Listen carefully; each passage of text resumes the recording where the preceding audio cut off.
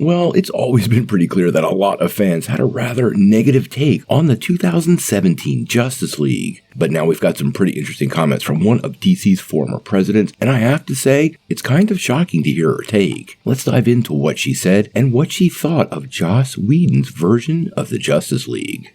Well, it's been quite a long time since the Justice League was released in theaters. The movie itself was a massive bomb for Warner Brothers and ultimately led to Zack Snyder being able to finish his version and release it on HBO Max. Now, disliking the theatrical cut really wouldn't be seen as a contrarian take these days, but it is pretty interesting to hear some former high-ranking executives of the studio simply calling the movie terrible. Now, recently, former DC president Diane Nelson did an interview with Bleeding Cool, and some of the comments have surfaced from the president of DC Entertainment, and what she had to say was pretty interesting. Now, some of these quotes really do seem to affirm things we've suggested in the past. And right out of the gate, she seems to confirm there never was a plan. She actually said there was never a thoughtful, well-controlled, confidential slate process. And went on to say that she felt it was the biggest thing that made them look like amateurs in the field, especially compared to Marvel Studios. Now, this is something many fans have thought for a long time, that DC always seemed to just be wandering blindly in the woods and reacting to what Marvel did. It was clear Zack Snyder had a plan, but Warner Brothers Studios always seemed completely lost, and this seems to absolutely confirm that process.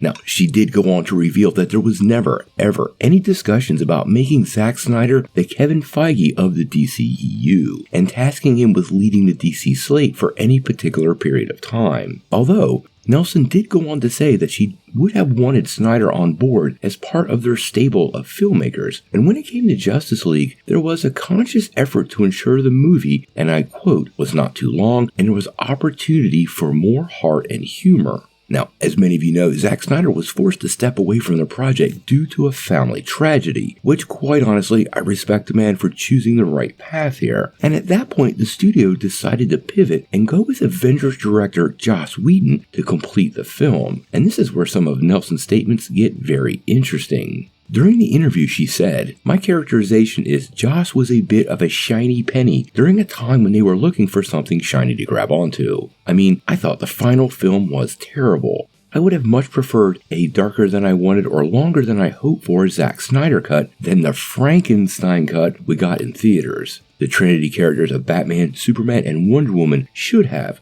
by any measure, blown any other superhero movie away, and they didn't." Now, I have to say, this is the take we've had on this channel all along about Whedon taking over for Zack Snyder. You can like or dislike Snyder's work, that's fine, but there's no doubt that when Whedon took over Justice League, he took it in a different direction. And once again, this was that lack of plan behind the scenes at DC because they had no vision and they were basically looking to replicate what Marvel Studios was by grabbing their Avengers director and cutting him loose on the Justice League. We've recently heard from David Ayer that's basically what happened to his Suicide Squad movie. He had a dark and soulful tale which Warner Brothers attempted to turn into a comedy, and hence why that movie really underdelivered for fans, even if it did better at the box office than many people were expecting. Now, quite honestly, I think it would be pretty difficult to find anyone who would argue with Nelson's assessment of the original Justice League movie. And we all know that the 2001 Snyder Cut was definitely better received and more of an overall superhero experience. It is always pretty great to hear executives talk frankly. Whenever they're with a company, they're kind of bound to put out the best version of any story and the story that makes the company look in the best light. Obviously, there were tons of problems behind the scenes, probably seeded with the fact that DC never really had a plan, and that was absolutely complicated by Zack Snyder's personal tragedy and a really bad decision going with Joss Whedon.